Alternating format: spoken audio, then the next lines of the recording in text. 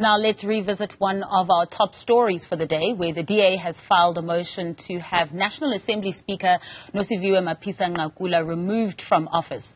Now, for more reaction to this, we're joined by Narend Singh, who's the Chief Whip of the IFP and Member of Parliament. Mr. Singh, thank you so much for joining us this evening on News at Prime.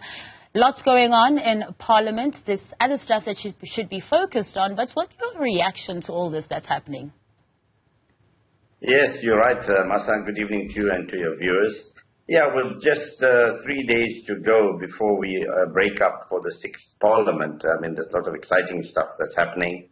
I was on your channel with your colleague Toli Mgambi the other day when he asked me about our initial reaction as the IFP, and I indicated that the honourable thing for the Speaker to do was to step aside whilst investigations are underway. At that time, she had not decided to do so.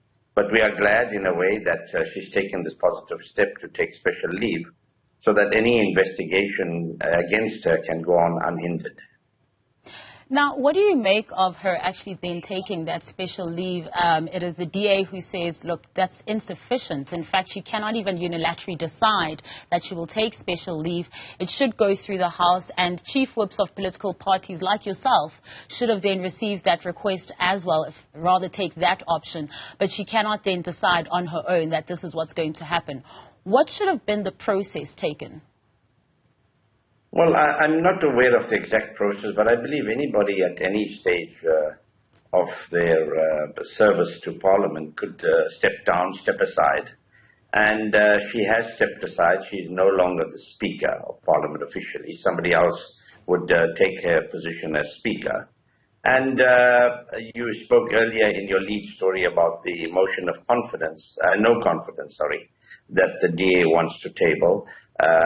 We have not as been informed of that motion of no confidence, and when they approach us for support or otherwise, then I will take it to my caucus to decide what we should do. That's exactly what my next question was going to be to you about this motion of no confidence that the DA has submitted today.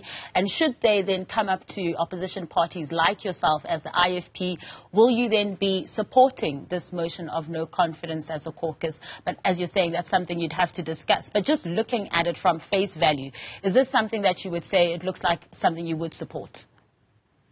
Well, on face value and without committing the party, with just a few days to go and possibly a few months to go towards the end of the 6th Parliament, whilst the allegations against the Honourable Speaker are serious, we also note that she hasn't been found guilty of any corruption, but there's just allegations. And from reports you may know better than me, it would seem that the NPA themselves have not preferred charges against her for her to answer. So we would probably give her the benefit of the doubt, but not allow her to be sitting in the chair and presiding over all of us in Parliament if that has to happen. Some political parties, the DA in particular, said she should actually resign. Do you think special leave or stepping aside is sufficient for this case in particular? Well, again, without committing the party, I think she's made the right move to step aside, take special leave, and let the law take its course. And let the NPA start its prosecution and let the courts decide whether she's guilty or not guilty. But I think, the Audi Alteram Partem rule is an age-old philosophy in jurisprudence, and we should allow that to happen.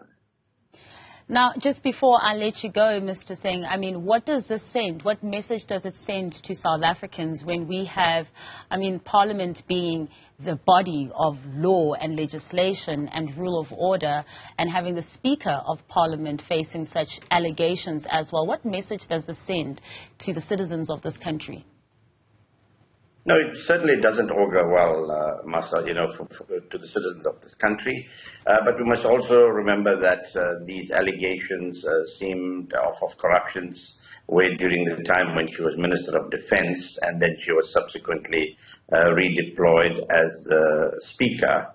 And I want to place on record that as the IFP, we were not comfortable with her being appointed as Speaker. In fact, we objected because at that time, you would recall that we had the unrest that was started in KwaZulu-Natal and Gauteng. And as Minister of Defence, she certainly did not act quick enough, because she even said to the late Prince Buthelezi at the time, who called for the army to be deployed, and bless his soul, that there was no need for army deployment. And a day or two later, mayhem broke loose.